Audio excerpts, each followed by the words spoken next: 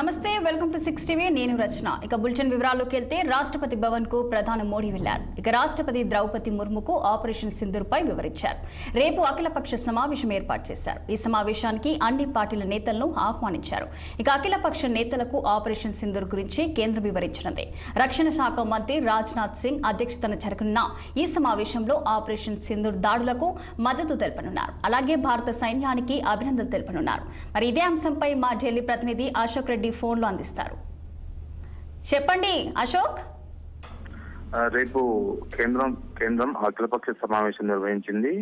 కేంద్ర రక్షణ శాఖ మంత్రి రాజ్నాథ్ సింగ్ అధ్యక్షతన ఈ అఖిలపక్ష సమావేశం ఉంటుంది.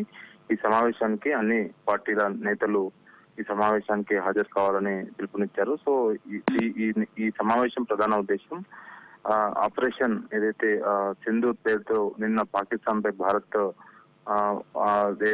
దాడి చేసిందో, సో అందులో దాదాపు 100 మందికి పైగా ఉగ్రవాదులు చనిపోయారు.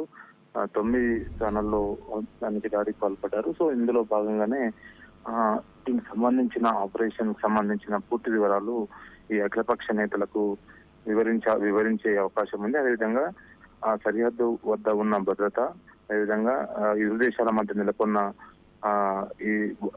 నెలకొన్న పరిస్థితులపైన అఖిలపక్ష నేతలకు వివరించనున్నారు. సో గతంలో మొన్న పహల్గాం దాడి తర్వాత నెలకొన్న పరిస్థితులపై కూడా అఖిలపక్ష సమావేశం నిర్వహించి వారికి వివరించారు. సో ఇప్పుడు కూడా అఖిలపక్ష నేతలని కలిసి వాళ్ళను మీటింగ్ పెట్టి వాళ్ళకు వివరిస్తారు పూర్తిగా ఎట్లా జరిగింది, ఇది ఆపరేషన్ సింధూర్ ఎలా విజయం సాధించాము, సో భవిష్యత్తులో చేసే పనులేంటిది, పాక్ సరిహద్దులో ఉన్న పరిస్థితులు ఏంటిది, మన బలగాలు ఎలా రెడీ ఉన్నాయి, సో వీటన్నిటిని పూర్తిగా అఖిలపక్ష నాయకులకు వివరిస్తారు. సో మరికొద్దిసేపట్లోనే అయితే అమిత్ షా కూడా ఈ అన్ని రాష్ట్రాల సీఎంలతో డీజీపీలతో కూడా సమావేశం నిర్వహించారు. ఈ సమావేశానికి అందరూ హాజరు కావాల్సిందిగా ఆయన కోరారు.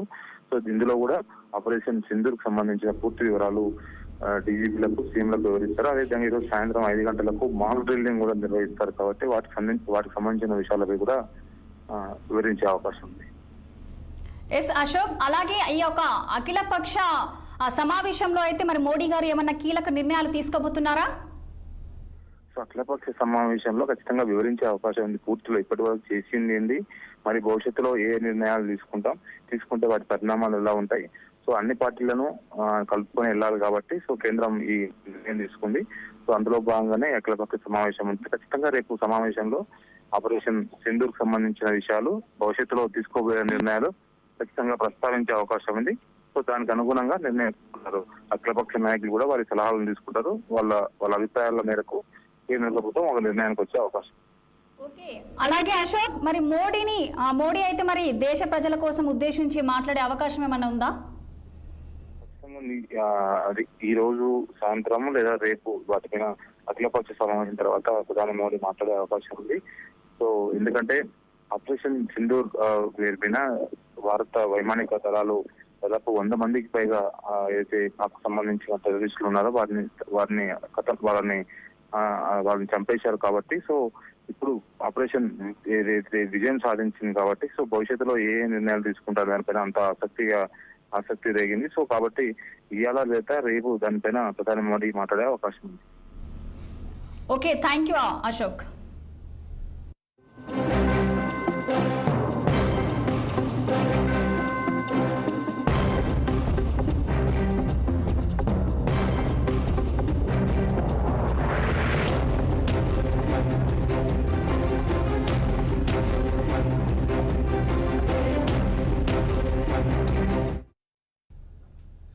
స్పేస్ అంటే